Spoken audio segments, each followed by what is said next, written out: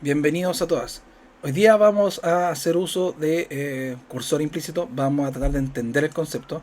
Vamos a hacer algo bien sencillo y después lo vamos a ir puliendo, mejorando y haciendo más complicado en videos posteriores. ¿Ya? Para ello vamos a abrir acá el esquema HR. Vamos a volver a escribir set server output on punto y coma declare begin en null, ¿ya? ¿Sí? Vamos a ejecutar esto, vamos a ver si está correcto y está correcto, ¿ya? Vamos a abrir otra hoja de trabajo, aquí donde parece que dijera sol, dice SQL, ¿ya? Vamos a seleccionar el mismo esquema y vamos a escribir alguna sentencia de alguna consulta en donde tenemos información. Por ejemplo, las tablas que están acá, hay alrededor de 6-7 tablas. Vamos a seleccionar la de empleados, asteriscos, select asterisco from employees. Ya dijimos, o ustedes ya tienen entendido que el comodín o el asterisco no es un buen elemento al utilizar en la consulta, sobre todo si tiene muchos datos, ¿ya? Porque en la base de datos va a tener que hacer primero un descubrimiento de cuáles son las columnas que hay para poder después imprimirla cuando se ejecute esto, ¿ya? Recuerden que al ejecutar una consulta, esto nos retorna, entre comillas, un set de datos, que estos datos son como si fuera una tabla, así como si fuera en un Excel una tabla. Es muy parecido, ¿ya? Si se dan cuenta que yo tengo un montón de datos, muchas columnas, ¿sí?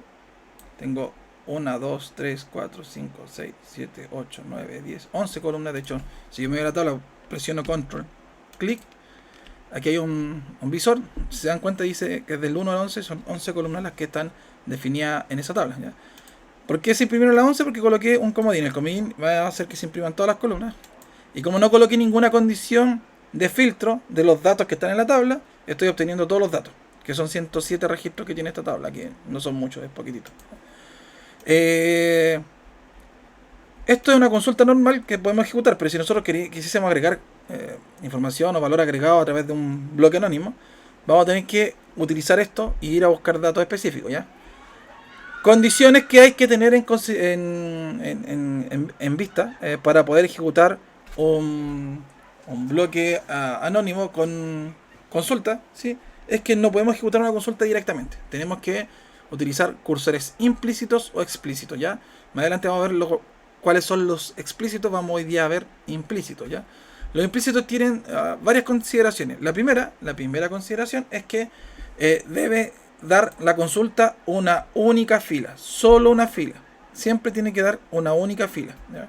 Entonces esto, si se dan cuenta, nos da muchas filas. Para que nos dé una única fila, lo ideal es hacer un filtro por una condición que me permita tener un valor único, ¿ya? Para ello, ¿cuáles son los elementos dentro de una tabla que permiten tener un valor único? Por ejemplo, las llaves primarias, ¿sí? O las columnas que tengan la condición unique, ¿sí? En este caso, la llave primaria se llama employee ID, ¿sí? Por ejemplo, si coloco employee ID 100, con esto estamos teniendo una fila y alrededor de 11 columnas, ¿ya? Ahora, otra condición es que cuando ejecutemos esta consulta, ¿sí? Vamos a tener que definir las columnas. No vamos a poder utilizar el comodín, por ende, tenemos que colocar los nombres de las columnas. Si son expresiones, si son cálculos, hay que darle un alias, ¿ya? En este caso vamos a colocar, por ejemplo, el nombre del empleado y el apellido, el first name y el last name, ¿ya? Entonces vamos a colocar aquí first name y last name, ¿ya? Entonces tiene que tener una cantidad de columnas preestablecida. Creo que escribí algo más. First name y last name. Y se dan cuenta, ahí me dio una fila con dos columnas, ¿ya? Entonces, esto es una consulta que se puede usar en un cursor implícito, ¿sí? Ahora, si el cursor da muchos registros, si yo ejecuto esto sin filtro, también nos va a dar un error, ¿ya? Entonces, si colocaron una condición que no necesariamente permite que sea única, va a dar un error. Entonces, para ello hay ciertas capturas de errores que vamos a ejecutar más adelante, para que veamos que podemos programar y capturar errores y hacer que el programa no se caiga, que no deje de ejecutarse, que se siga ejecutando, pero que sean errores controlados, ¿ya? Entonces vamos a tomar esta consulta, la vamos a llevar aquí en nuestro bloque, ¿ya? Y esto aún no es un cursor implícito, ¿ya? Esto es una consulta que está dentro de un bloque anónimo y si yo lo ejecuto me va a tirar un error. ¿Por qué? porque no puedo ejecutar sentencias si es que no asigno los valores del cursor implícito a una variable. Vamos a crear dos variables. Voy a crear la variable firstName y en bajo b. Y aquí el tipo podemos colocar varchar, por ejemplo varchar 2 o varchar de 250 caracteres. O podemos basarnos en la tabla y en la columna de la tabla, ¿ya? Para escribir eso, se escribe el nombre de la tabla, employees.firstName, porcentaje type. Esto hace que la variable sea dinámica. Si alguien altera, modifica, actualiza la columna y actualiza el tipo de datos, este bloque va a seguir funcionando porque el tipo de datos es dinámico, ¿sí? Es un poquito más lento, ¿sí? A la hora de ejecución del bloque anónimo, porque tiene que ir a descubrir el tipo de datos. Imagínense que este es un bloque chiquitito, pero si fuera un bloque con múltiples variables, se va a demorar un poquito más si es que todas están descubriendo la información, pero la ventaja es que puede ser reutilizado y no tiene que ser modificado para ejecutarlo, ¿ya? Si quisiera una modificación de las columnas. Voy a utilizar lo mismo con el lastName. Voy a hacerlo basado en la columna de la tabla, ¿ya? Y aquí tenemos que en esta consulta modificarla a un cursor implícito. Los cursores implícitos tienen la palabra into. Y el into sirve para asignar la información que viene en la columna 1 a la variable 1, la columna 2 a la variable 2. Entonces tienen que tener un orden en particular. Entonces aquí vamos a colocar firstName, lastName. Recuerden que le puse guión bajo b para indicar que es la variable. Y así no nos confundimos con el nombre de la columna. Por eso siempre es importante colocar un prefijo o un sufijo, ¿ya? Aquí este valor está fijo, ¿sí? Podríamos quizás agregarlo después por teclado. Vamos a dejarlo así nomás. Y vamos a imprimir dbms output .putLine y vamos a colocar el empleado 100 se llama y vamos a colocar aquí la concatenación del nombre. Vamos a colocar el nombre que está en la variable firstName, concatenamos un espacio en blanco y el lastName, la variable va el lastName, ya ojo, por eso se tiene b. Y vamos a ejecutar esto, vamos a ver si es que funciona y vamos a ver cuáles son las implicancias de quizá no colocar una condición o buscar algún dato que no esté en la base de datos, ¿ya? Vamos a ejecutar esto. Si se dan cuenta, funcionó, ¿sí? No hubo ningún error. El empleado 100 se llama Stephen King. Yo podría quizá aquí tomar la variable y reescribirla o aquí aplicar funciones de las consultas. Por ejemplo, el lower, parece que se llama. Lower, no, vamos a colocar upper. El upper es una función que me permite dejarla en mayúscula, ¿ya? Como está todo en mayúscula, dejémoslo en mayúscula. A ver, vamos a revisar. Voy a limpiar, voy a ejecutar en mayúscula, ¿ya? ¿Qué pasa si es que buscamos un empleado que no está en la base de datos, en las tablas? Vamos a colocar el empleado 500, no existe. De hecho creo que existe desde el 100 al 207 por ahí, ¿ya? Voy a limpiar y vamos a ejecutar de nuevo. Si se dan cuenta que dice, ejecutó el bloque y dice not data found, o sea que el registro no fue encontrado, no existe, ¿ya? Y nosotros podríamos perfectamente capturar el error. Hay una forma de capturar errores genéricos o generales, así en Python se llama exception, el tipo de error genérico. En Java también se llama exception. Aquí se llama when other than, ¿ya? Pero no vamos a ocupar ese, vamos a ocupar el específico que nos dio, que se llama no data found. Entonces vamos a colocar exception when no data found then, y aquí podríamos hacer alguna acción. Por ejemplo, vamos a imprimir, vamos a colocar aquí un dbms output .putLine y podríamos escribir el empleado 100, o sea el empleado, que en este caso es 500, el empleado no se encuentra en el sistema, ¿ya? Podríamos modificar este tema del 500 por una variable para que quizás pudiésemos imprimirla, ¿sí? Podríamos quizás hacer eso, ¿ya? A ver, vamos a revisar. Pues mientras vamos a definir acá, vamos a colocar a employee id y en bajo b employees.employee id porcentaje type 2 puntos igual 500. Vamos a ver si es que podemos, si es que no funciona esto. Vamos a ejecutar primero esto. Ya, empleado no encontrado. Si se dan cuenta, ahora me tira el error, empleado no se encuentra en el sistema.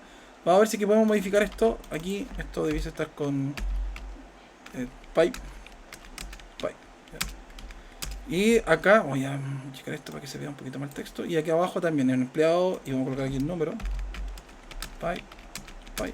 Vamos a ver si es que funciona. Si se dan cuenta, mira, ahí me faltó un salto de línea. Aquí no sé si es que faltó. Ya, después vamos a revisar. Un salto de línea, sobre un espacio. Si se dan cuenta que dice el empleado 500 no se encuentra en el sistema. Ya aquí ya está un poquito más configurable. Si quieren cambiar el empleado, lo cambiamos de acá. Y va a aplicarse en cualquier lado la variable para poder ejecutarlo. Si se dan cuenta, dice que el empleado 100 se lo encontró, entonces se ejecutó de forma correcta esto. ¿Sí? Entonces, el not data found ya está capturado. Si que no encuentra registro, no va a haber problema. ¿Ya? Ahora, ¿qué pasa si no colocamos un filtro? Vamos aquí a comentar esto. Esto no va a suceder, o sea, no va a suceder con este tipo de consultas porque tenemos búsqueda por PK. ¿Ya? Entonces no debiese ocurrir el error que estoy forzando un error que va a ocurrir cuando tengan una condición o un where en donde este puede dar más de un valor, ¿ya?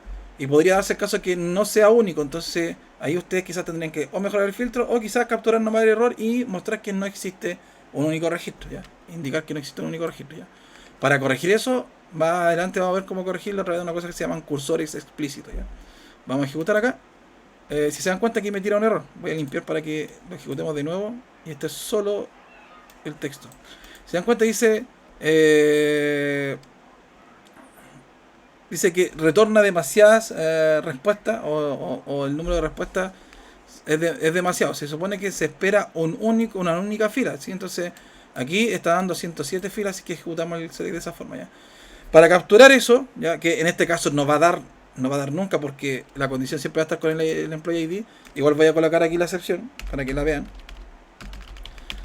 Tendríamos que capturar el too many rows,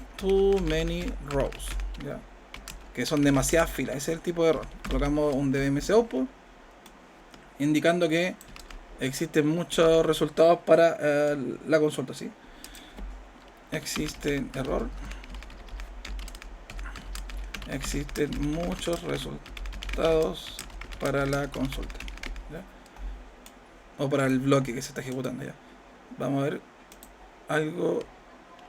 Sorry, aquí no es un exception, aquí es un where no porque ya escribimos la sentencia exception, ¿ya? Vamos a dejarla un poquito más ordenada, ¿ya? Ahí sí. Vamos a limpiar. Y ahí se dan cuenta, dice error, existen muchos resultados para la consulta, ¿sí?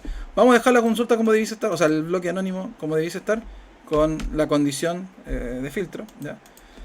Sí, no va a pasar, nunca debiese caer ahora en esta sección, nunca, ¿ya? ¿Por qué? Porque el filtro está definido por el employee ID, y si no existe, va a caer en la sección que dice no data found, y si existe, va a imprimirse, no hay más opciones.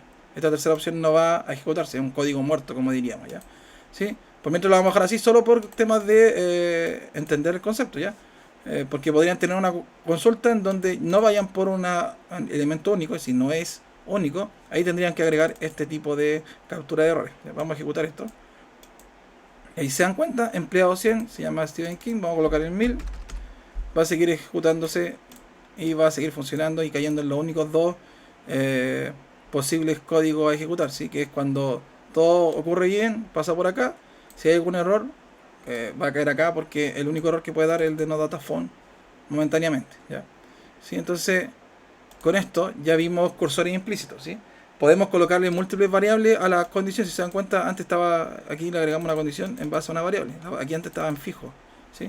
Ahora, si queremos agregarlo por teclado, ahí cambia un poquito el escenario. Aquí tendríamos que colocar, por ejemplo, el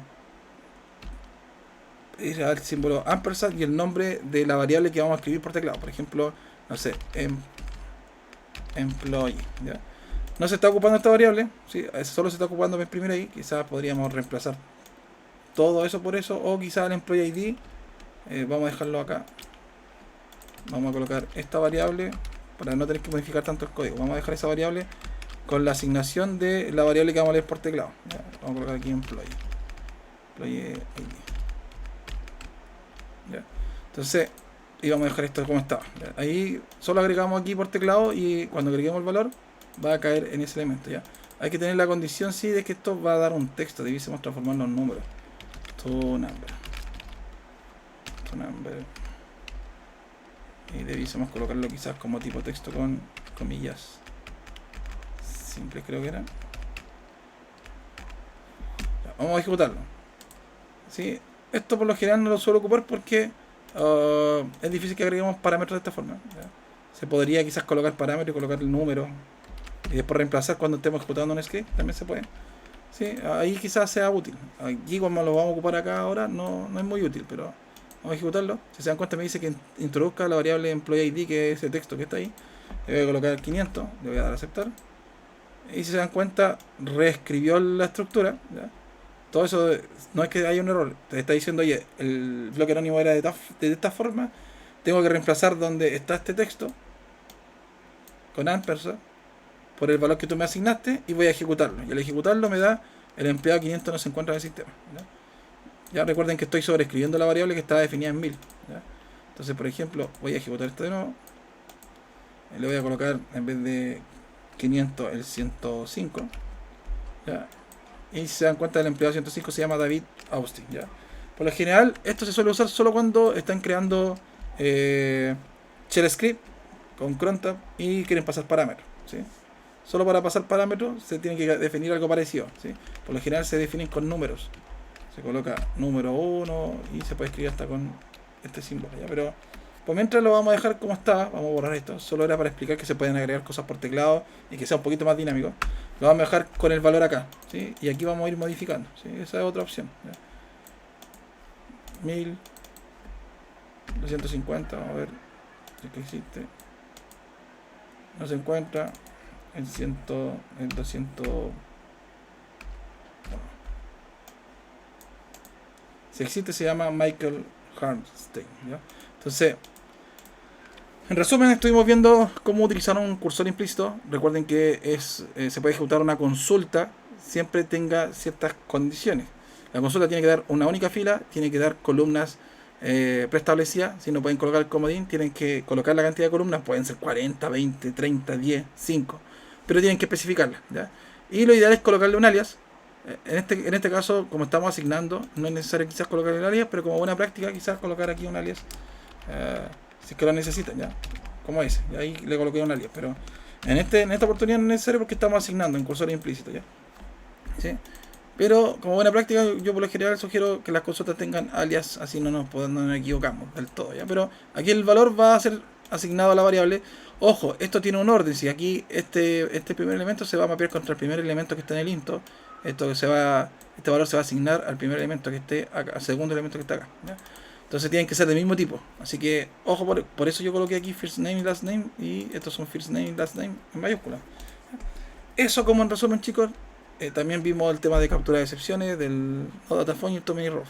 En este caso no va a ocurrir de nuevo el toManyRows porque la condición está dada por una llave primaria. La llave primaria siempre es única.